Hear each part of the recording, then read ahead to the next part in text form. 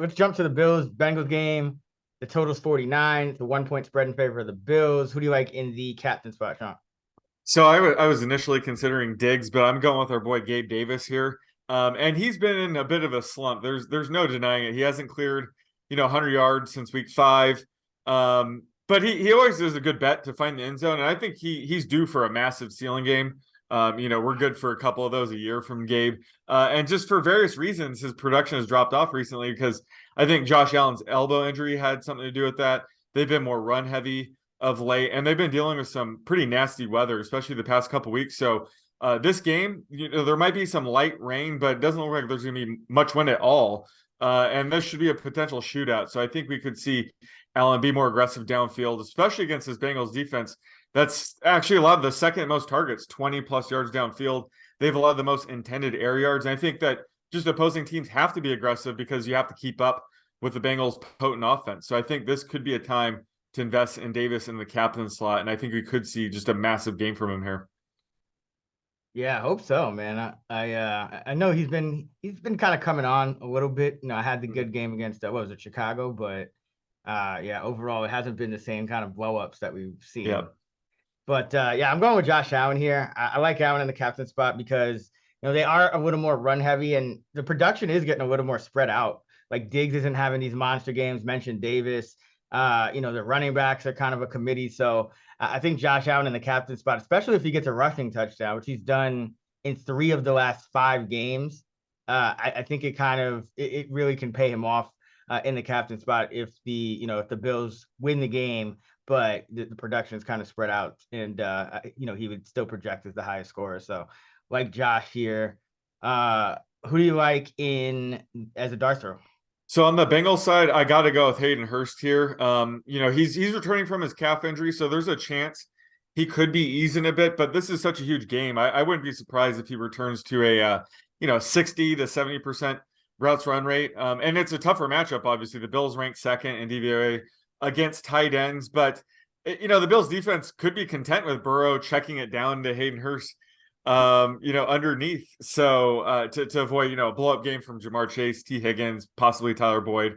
So I think Hurst is sneaky here. And, the Bills have allowed 5 catch games to Tyler Conklin and Cole Kmet in 2 of the past 3 games. And they're sort of in that same tier as Hurst. So I think he's sneaky here, and his rostership should be fairly low because he's been out for a couple weeks now. So I like Hayden Hurst on the Bengals side. And then the Bills, I got to go pretty deep here and go with Cole Beasley.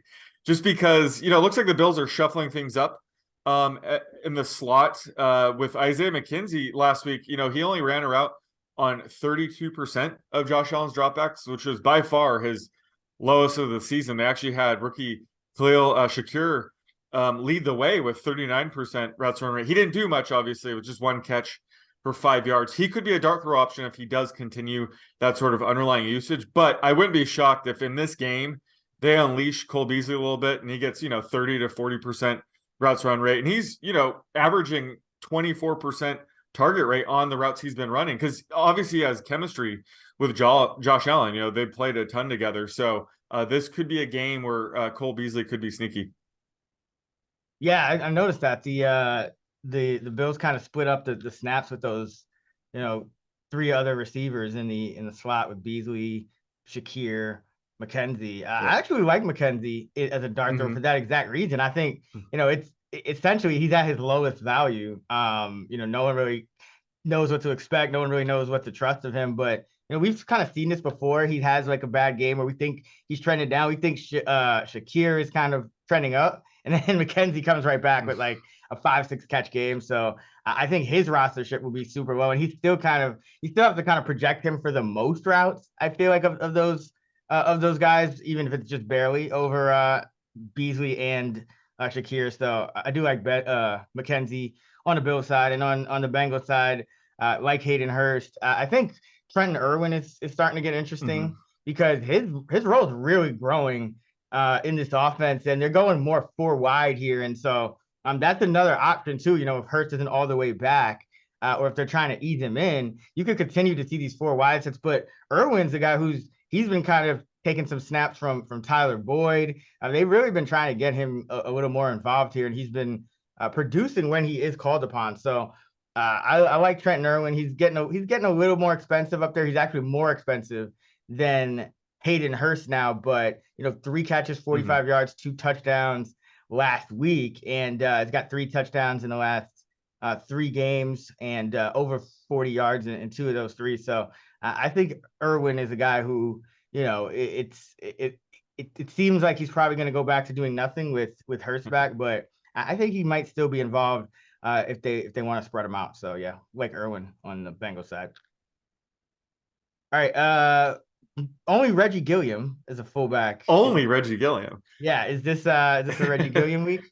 I mean, it is going to be a shootout, so I would shy away from him. But he's had some productive games. I guess they were all earlier in the season. He only has 1 catch since week 8, so this probably isn't the type of slate where I would use a guy like him. I just think there's going to be too many points to take a flyer on a guy who, I mean, his ceiling is probably 2 catches here, if we're being honest. So I'm probably gonna have to pass on him.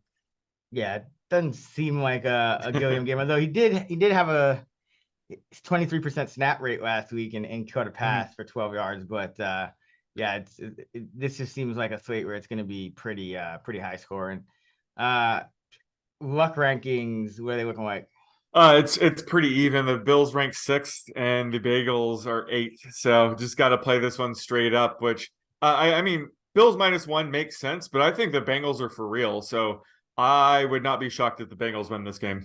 Yeah, it's essentially a Yeah. toss-up game. The spread is one. I think, you go with a guy like even Devin Singletary in a captain spot. I mean, or any of these running back, they're probably going to be a little bit under rostered, just because you Hmm. have all these passing games and you want to stack them. And you could also use Allen in the captain spot. You could use Burrow even. So I think the running backs actually make for some really interesting plays. And you could kind of correlate that to game script, how you see fit. If it's McKenzie. I mean, if it's that, excuse me, Singletary, you could kind of go with the Bengals passing game Hmm. behind that. But yeah, I do think the running backs are kind of interesting here because everyone's going to be so focused on the passing games.